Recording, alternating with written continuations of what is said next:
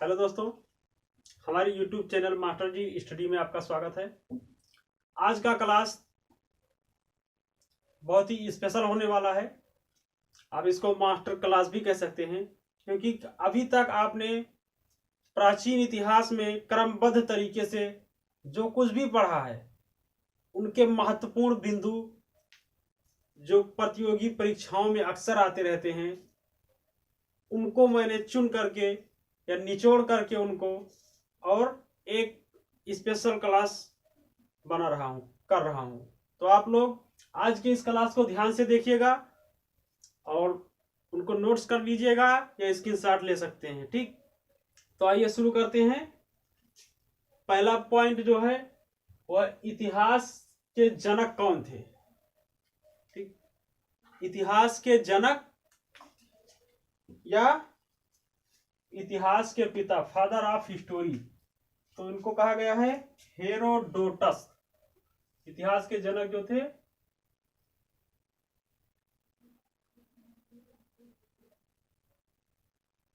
Herodotus. ठीक, उसके बाद में आपका दूसरा पॉइंट है प्राचीन भारतीय लिपि। प्राचीन काल में भारत की लिपि जो थी वो कौन सी थी। तो प्राचीन काल की भारतीय लिपि जानते हैं आप लोग। प्राचीन काल की भारतीय लिपि जो थी वह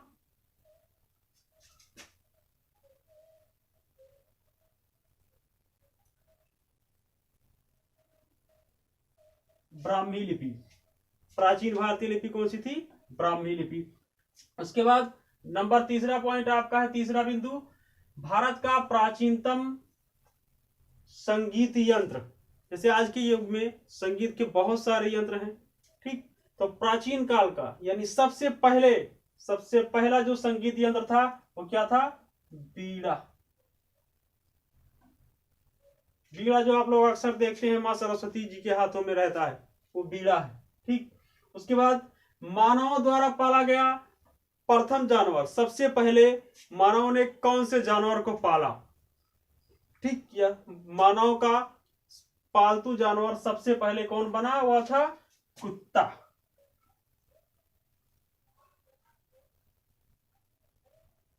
कुत्ता।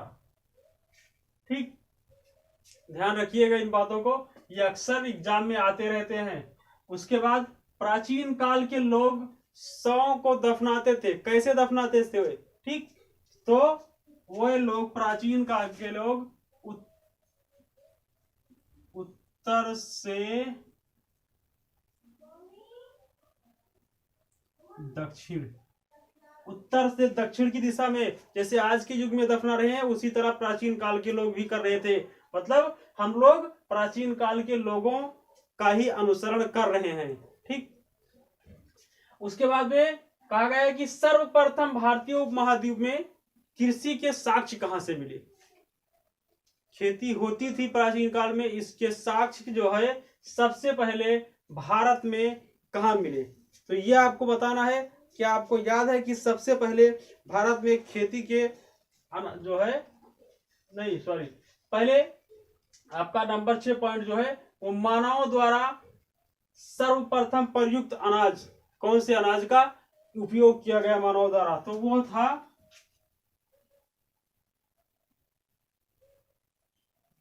गेहूं और जौ। ठीक, मानव ने सबसे पहले अनाज के रूप में गेहूं और जौ का उपयोग किया। ठीक, उसके बाद आता है भारतीय उपमहाद्वीप में सबसे पहले खेती के साक्ष्य कहां मिले। ठीक, प्राचीन काल में कृषि होती थी, इस बात की जानकारी कहां से मिले? तो उसका आंसर हो जाएगा आपका मेहरगढ़।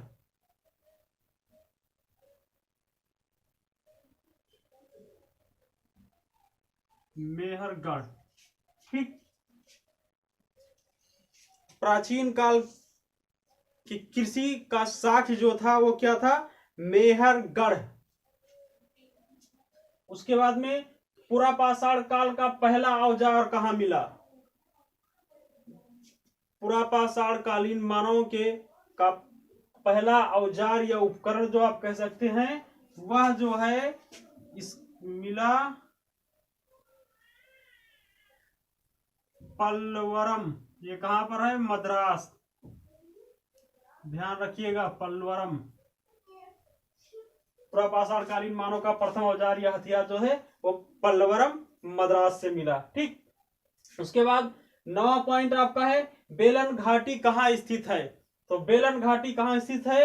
ये जो है आपके उत्तर प्रदेश,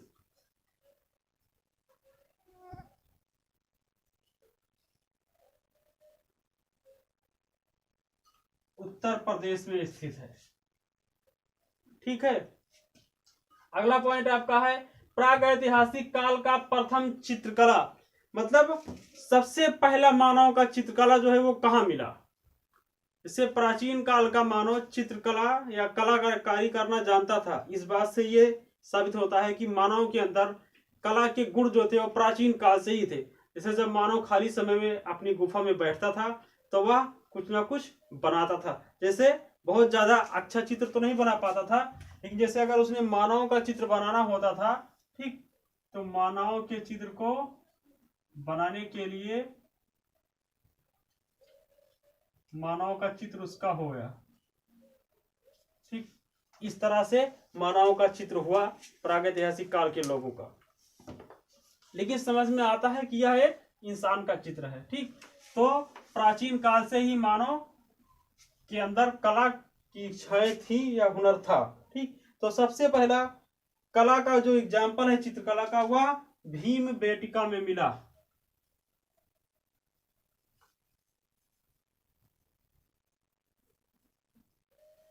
भीम बेटिका। उसके बाद आपका सब आता है मानव के साथ कुत्तों को दफनाने का जो है वो साक्ष्य। क्या होता था कि प्राचीन काल में मानवों को मानव के साथ में कुत्तों को दफनाते थे। जैसे होता था कि प्राचीन काल में जो बड़े लोग होते थे, ठीक, कहीं कहीं पर जो है 100 के साथ में उनके नौकर, रोजमर्रा की चीजें, खाने पीने के सामान, कपड़े, इन सब चीजों को भी दफनाया गया है। इनके अवशेष भी मिले हैं। लेकिन मानवों के साथ कुत्तों को दफनाने का जो साक्ष्य है वो आपके बुर्ज होम से मिला है। कहां से मिला है? बुर्ज होम।